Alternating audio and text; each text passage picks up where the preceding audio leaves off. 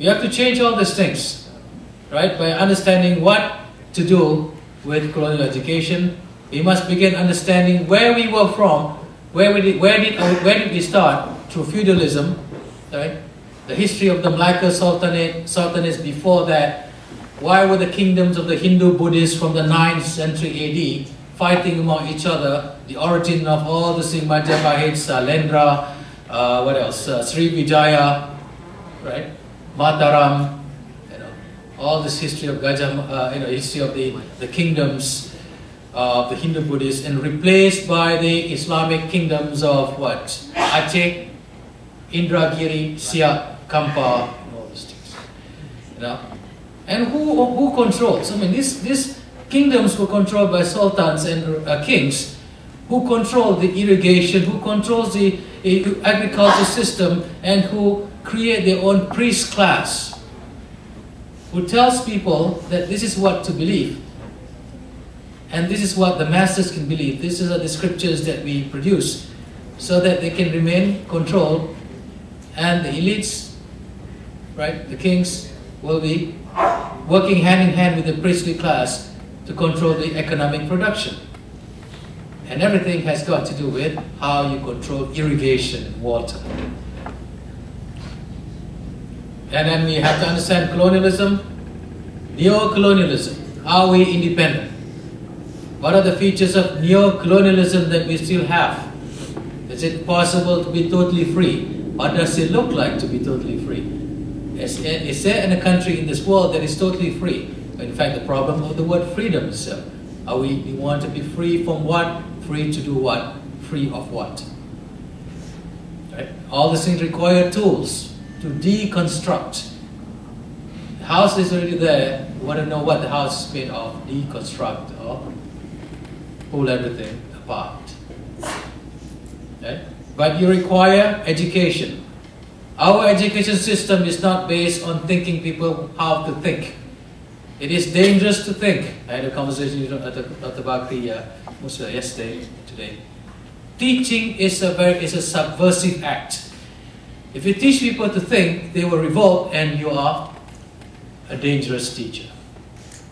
If you teach people how to question the assumptions, question the self, question the history, question what they believe, then you are like Socrates.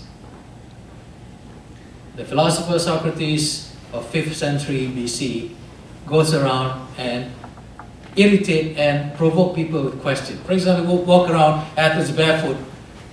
I mean, it's ugly. His father was a wrestler, and mother was a bidan, midwife. Right? He goes around and tell you, how are you? They say, oh, I'm fine. It's a nice day. What do you mean by a nice day? And I say, well, nice day means nice day. Nice versus not nice. How do you differentiate between nice and not nice? Oh, this is beautiful. Let's say, if walk around and say, oh, this is beautiful. What do you mean by beautiful? What are the qualities of beauty?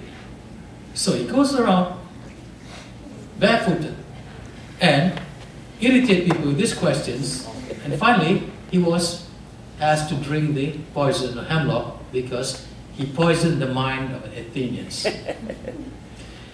His last speech, he said that I do not believe in your gods.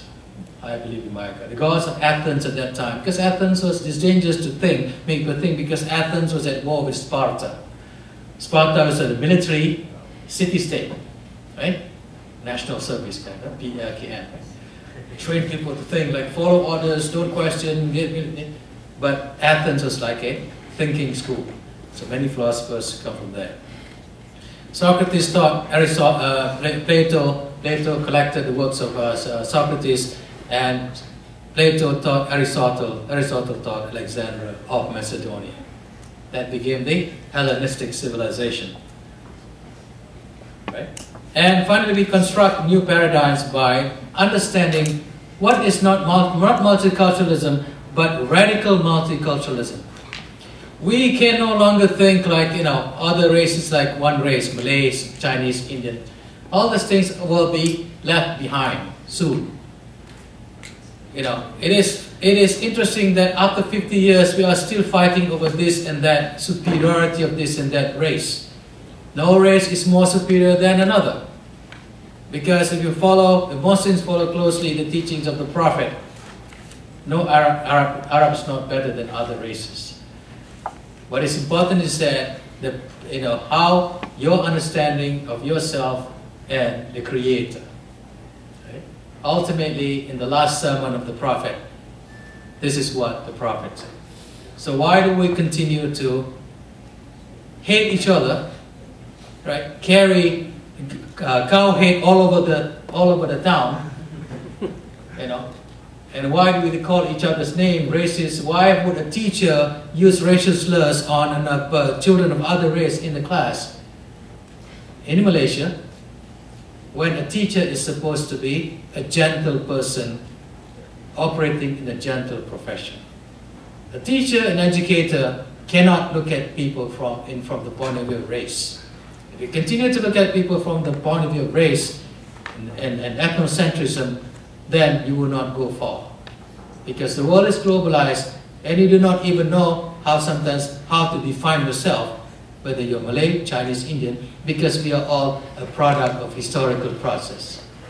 If you ask yourself in your family, what are the sources of different cultures that are in your family? Then you will find very interesting stories. What construct you as this or that race? Race is an illusion. It's a construction, but it is used to dominate each other. Race has been used as social dominance, not just in other countries, but in America also. The definition of what is African American, what is Hispanic, what is this or that, has been used, to the point that we have to institutionalize affirmative action diversity. But Malaysia is very far from that. Begin through education for critical consciousness. Begin by examining ourselves. Who am I? Who we are? And begin transforming the education system itself. Schools need to introduce diversity, cross-cultural understanding.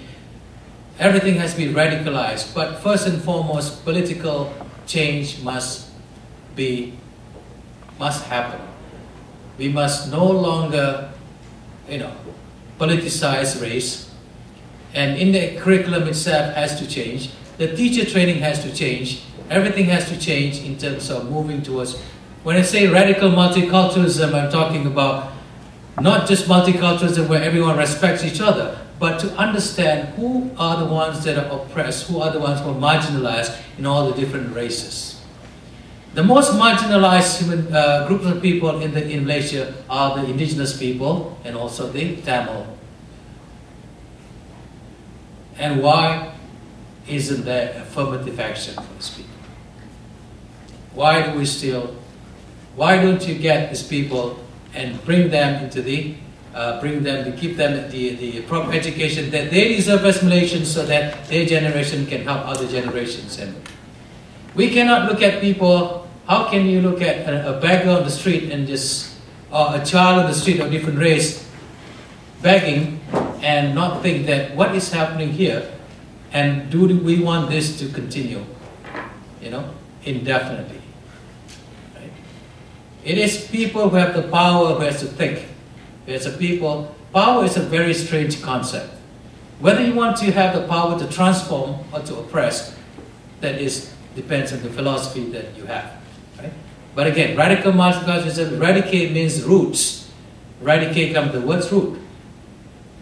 It is the roots of things that we need to go back to, in order to understand how to change things. No longer, we are a very superficial multicultural society. How do we get beyond the superficiality, learn to understand, go deeper into the traditional philosophies of this, and change? All right. Finally, Neo-Malaysian context of change. After 9/16, did something happen? Or, there's something like a watershed. Suddenly, in the last few years, there's something called the consciousness that is emerging. That people want change and this and that. For example, last few days you've been reading, I'm sure, about people getting angry with the Biro Tata Negara, for example, right? Not just the other races, but Malays are angry because it is as if that it has been betrayed for millions, hundreds and thousands of children and Malays, and also the program itself has somewhat damaged the ability of others to understand each other. You know, it is not compatible with what the slogan is that people are talking about.